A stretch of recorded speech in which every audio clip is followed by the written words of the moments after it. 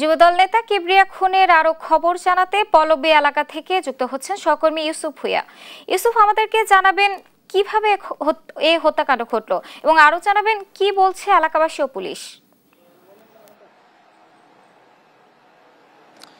পারবেন, আপনি যেমনটি বলছিলেন, আসলে রাজধানীর পল্লবী থানার বিএনপির যুবদলের সদস্য সচিব গোলাম কিবরিয়াকে আসলে সন্ধ্যা 7টা নাগাদ গুলি করে হত্যা করা হয় পল্লবীতে আসলে একটি স্যানিটারি হার্ডওয়্যার দোকানে। পরবর্তীতে সেখান থেকে পালিয়ে যাওয়ার সময় একজনকে আসলে স্থানীয়রা আটক করেন, পরবর্তীতে তাদেরকে পুলিশের কাছে হস্তান্তর করে। ঠিক সন্ধ্যা 7টার সময় এই ঘটনাটি ঘটে এবং এই ঘটনা সিসিটিভি ফুটেজ ইতিমধ্যে আসলে সোশ্যাল মিডিয়ায় ভাইরালও হয়েছে। আপনারা দেখেছেন সেই সোশ্যাল মিডিয়া যে ভিডিওটি ভাইরাল হয়েছে, সেই ভিডিওর মধ্যে দেখা যাচ্ছে 3 জন আসেন হেলমেট পরিহিত এবং মুখোশ পরিহিত।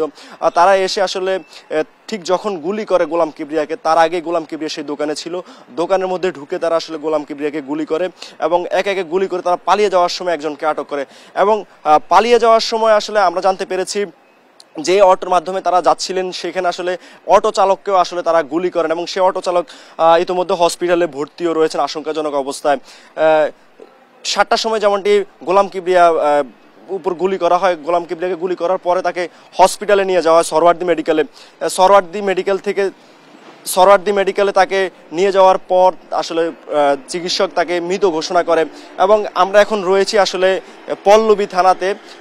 আমরা তার আগে পল্লবীতে ছিলাম যেখানে আসলে ঘটনাটি ঘটেছে এবং স্থানীয় বাসিন্দারা বলছিলেন এই ঘটনা যারা ঘটিয়েছে তাদের দৃষ্টান্তমূলক শাস্তি তারা দাবি করেছে এবং এর পিছনে আসলে কোনো পরিকল্পনা থাকতে পারলো বলে এমনটা তারা ধারণা করছেন। তবে স্থানীয় বাসিন্দারা বলেছেন গোলাম কিবরিয়ার সঙ্গে কারোর সঙ্গে আসলে তেমন কোনো খারাপ সম্পর্ক ছিল না, হঠাৎ কি কারণে এই ঘটনা ঘটেছে তারা সে বিষয়ে আসলে উদ্বেগ প্রকাশ করেছেন।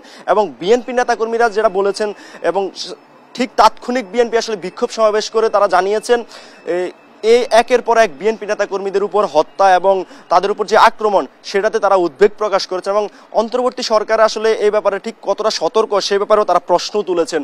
এবং পরবর্তীতে আমরা এখানে পল্লবী থানায় এসেছি, পল্লবী থানা আসলে এখন পর্যন্ত নিশ্চিত করেনি আসলে কি কারণে বা কারা আসলে গুলি করেছে, তবে তারা বলছেন তদন্ত করছে এবং কিছুক্ষণের মধ্যে আসলে পল্লবী থানা যে কর্মকর্তা রয়েছেন এবং তারা বলছেন তারা ঊর্ধ্বতন কর্মকর্তা এখানে আসছেন, আসার পর আসলে তারা আমাদের সঙ্গে কথা বলবেন এবং তারা জানাবেন আসলে শেষ আপডেট কি রয়েছে।